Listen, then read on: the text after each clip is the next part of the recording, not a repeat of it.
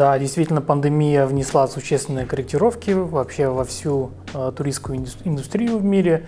При этом это очень сильно повлияло на наш внутренний туризм.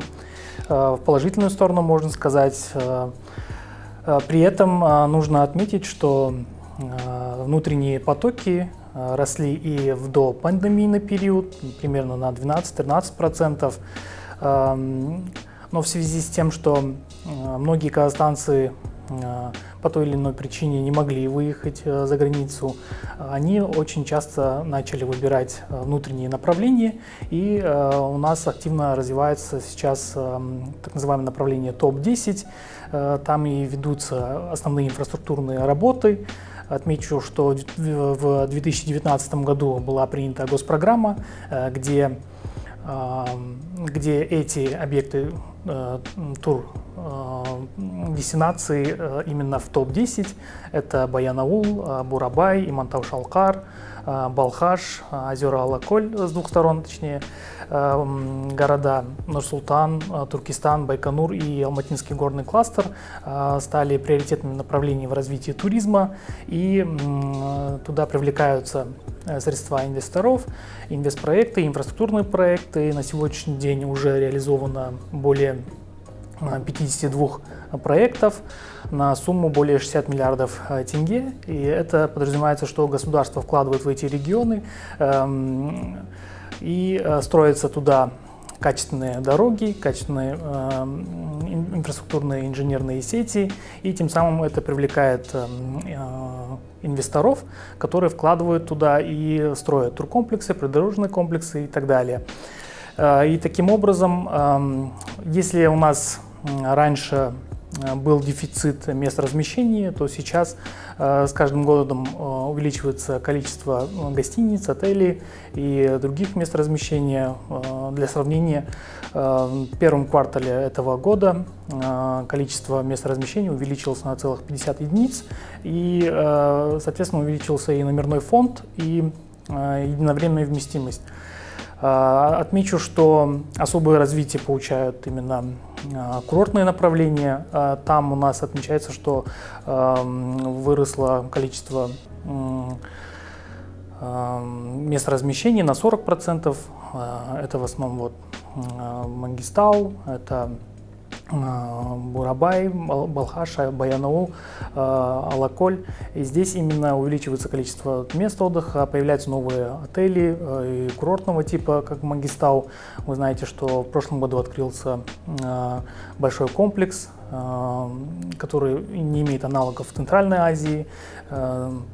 И с каждым годом проект этот будет масштабироваться. Допустим, в этом году на побережье Актау появился первый такой тематический большой парк наподобие Диснейленда, Тетис Блю называется, и он будет интересен очень для семейного отдыха, потому что там вот как раз-таки созданы условия для того, чтобы отдыхали семьи, но с детьми.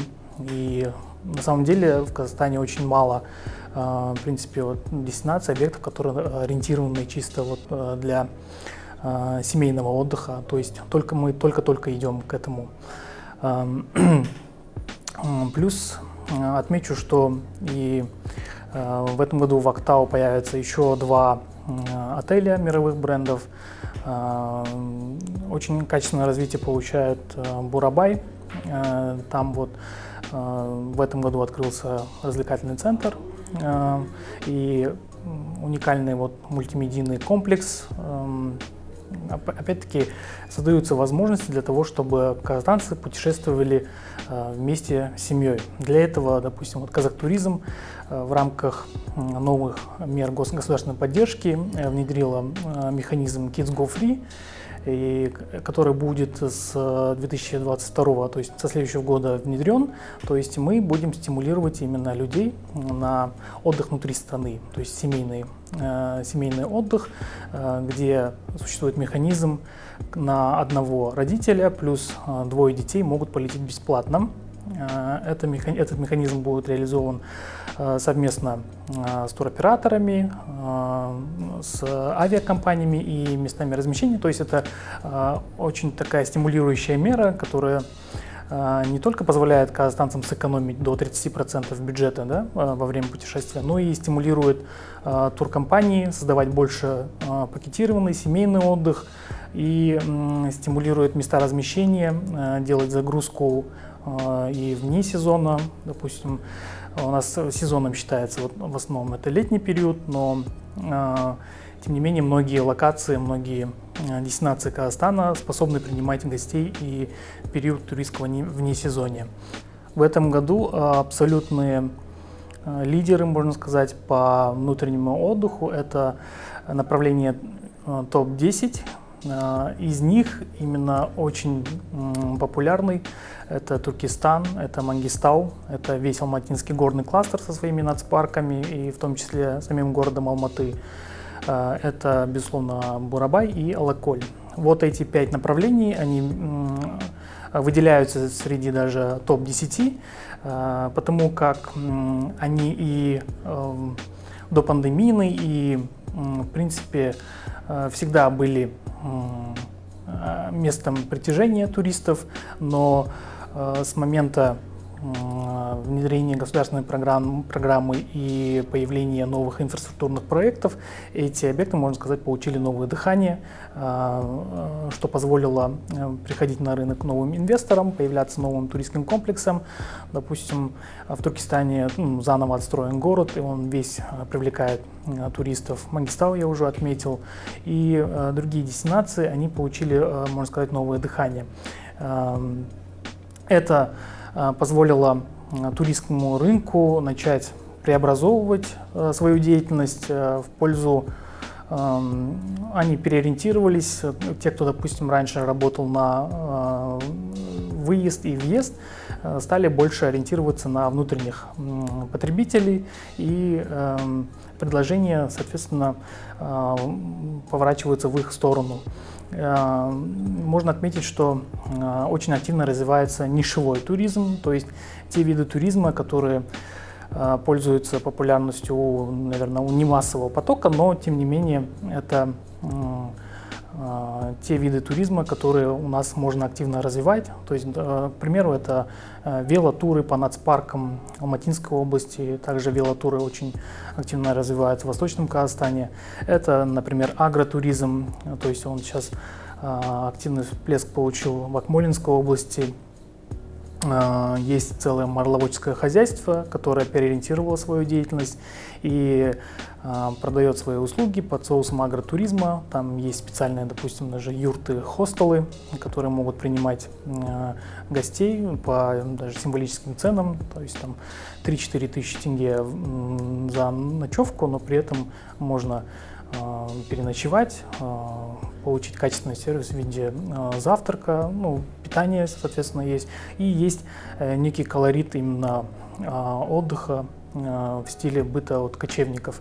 И это на самом деле находится, это марловодческое хозяйство рядом с поселком Боровое, и то есть и возможно совмещение и с активным отдыхом и пляжным отдыхом в Боровом. То есть очень сейчас хороший такой идет симбиоз разных видов туризма, и многие, допустим, компании, они появляются в Инстаграме, которые предлагают фототуры, к примеру.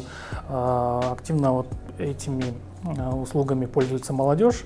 Допустим, вот туры выходного дня очень популярны в Боровой, Буйратау, Баянаул, где группа людей выезжает с целью времяпровождения и с целью сделать качественный контент в виде фотографий, видеороликов, свадебных роликов, клипов и так далее. То есть это очень набирает такой хороший оборот.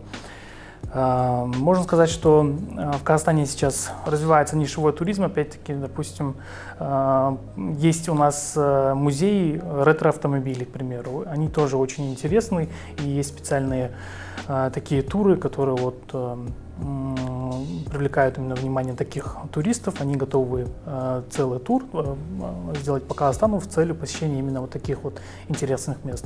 И есть также туры которые предлагают посетить места жизнедеятельности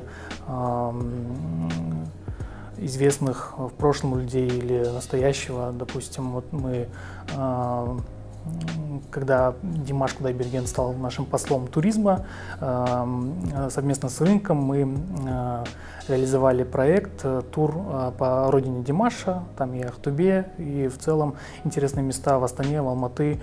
Очень сейчас пользуются популярностью туры, где жили Абай Кунанбаев, Шохан Уалиханов, то есть туры вот в Жидебай и в усадьбу Айганым очень популярно среди тех, кто вот литературоведов и других активно почитающих творчество данных личностей.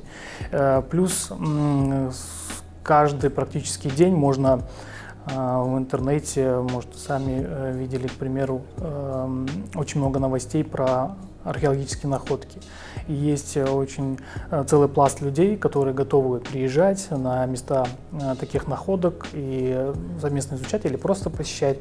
Они очень популярны и среди ученых из-за рубежа, которые готовы тоже приезжать на эти места. То есть такие нишевые туры, они очень получили, опять-таки, новые дыхания в связи с тем, что в Казахстане очень много уникальных мест и уникальных возможностей на разные такие туры. Плюс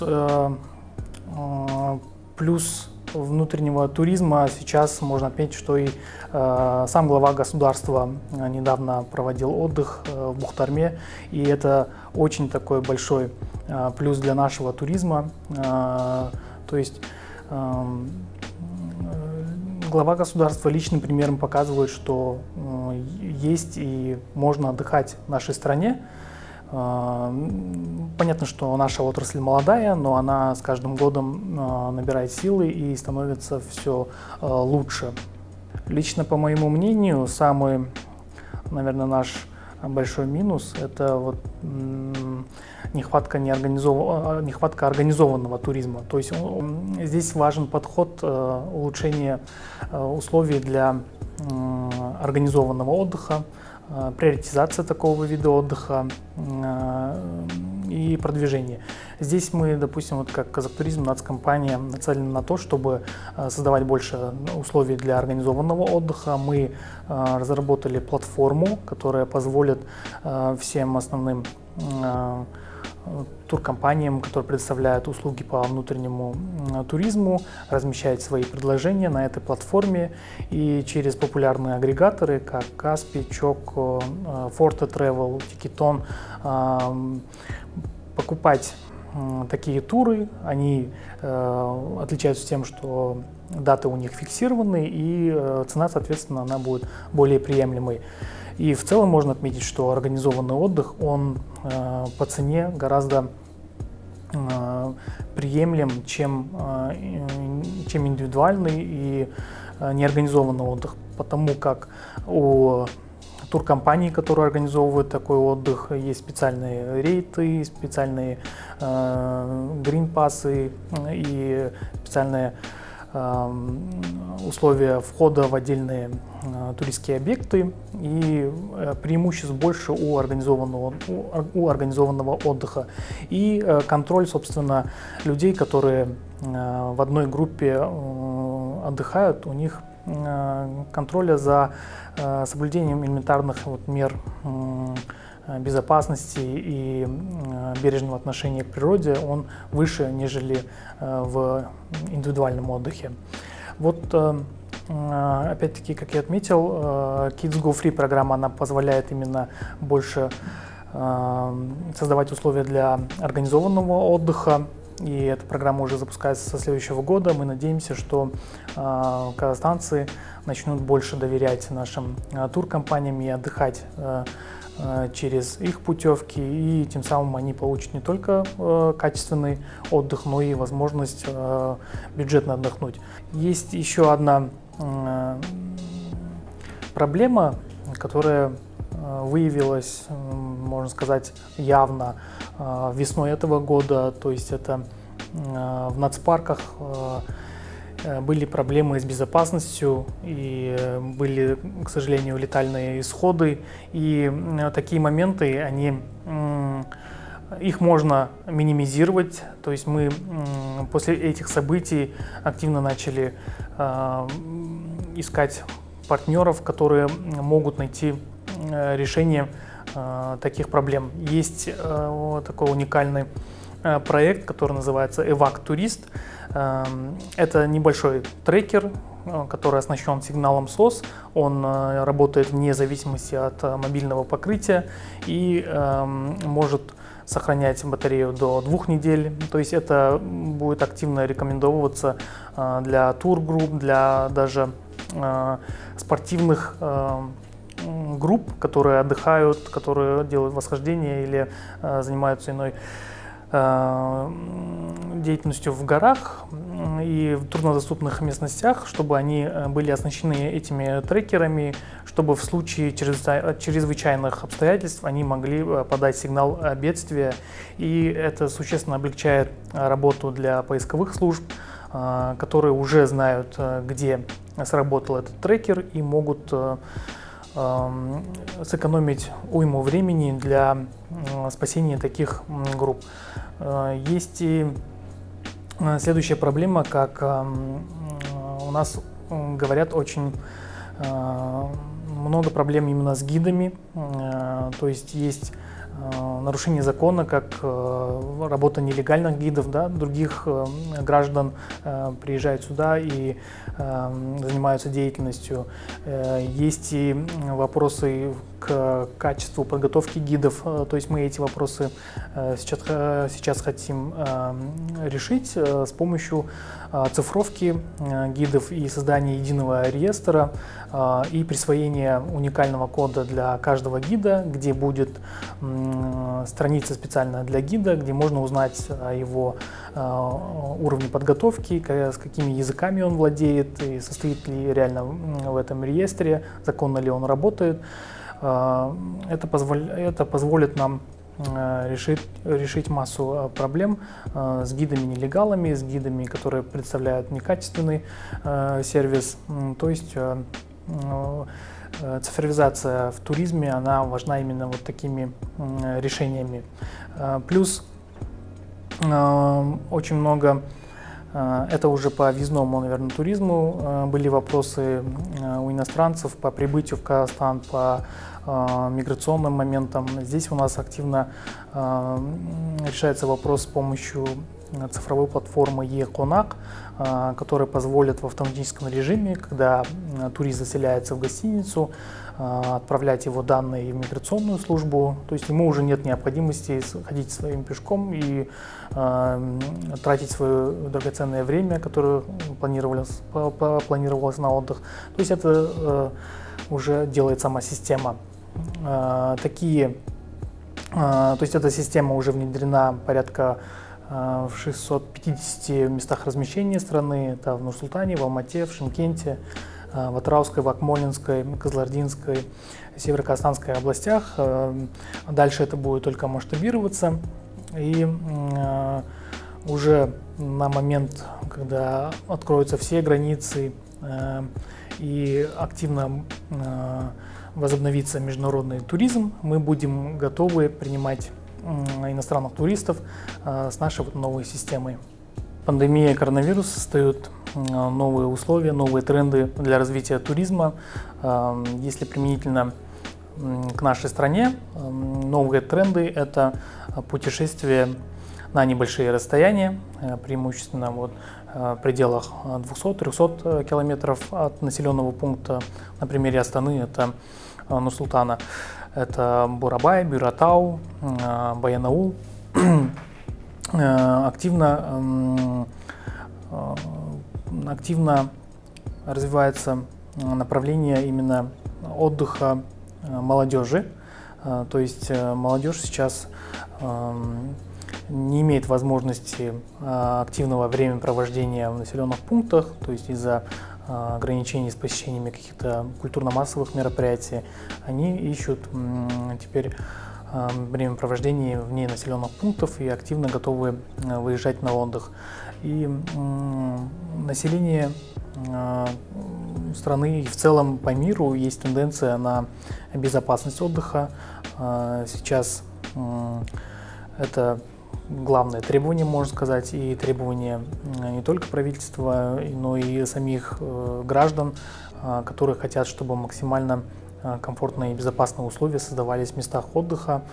И преимущественно отдых сейчас составляет индивидуальный характер, то есть если раньше мы готовы были путешествовать большими группами, то сейчас больше вот в узком кругу, и желательно на своем транспорте люди хотят отдыхать, и поэтому очень хорошее такое развитие получает караванинг-туризм, кемпинг-туризм, то есть возможность выехать на своем личном транспорте и отдыхать в рамках этой поездки. То есть специально государство начинает создавать условия для таких туристов, улучшается дорожное покрытие, появляются сервисы придорожные, которые оснащены современными средствами, как, допустим, души появляются в придорожных сервисах, и совместно с Казвеем, наша организация и местные исполнительные органы ставят санитарно-гигиенические узлы на всех участках, практически топ-10, чтобы людям, путешествующим на своем транспорте, было комфортно передвигаться. И, безусловно, тренд – это бронирование в последнюю очередь. То есть за неделю до планируемой даты это выявлено в свете отмены большого количества броней, да, и люди уже боятся планировать свой отдых на долгий период, поэтому готовы только вот в последний момент бронировать. То есть это эти тенденции, которые заложила пандемия, в дальнейшем при открытии границ, наверное, потихоньку они будут сходить на нет, но сейчас именно тенденции такие. Но при этом плюсом отмечается, что активно начинает отдыхать молодежь. То есть они те, кто в дальнейшем будет прививать культуру отдыха. И такая большая движущая сила, которая способна наш внутренний туризм вывести на новый уровень.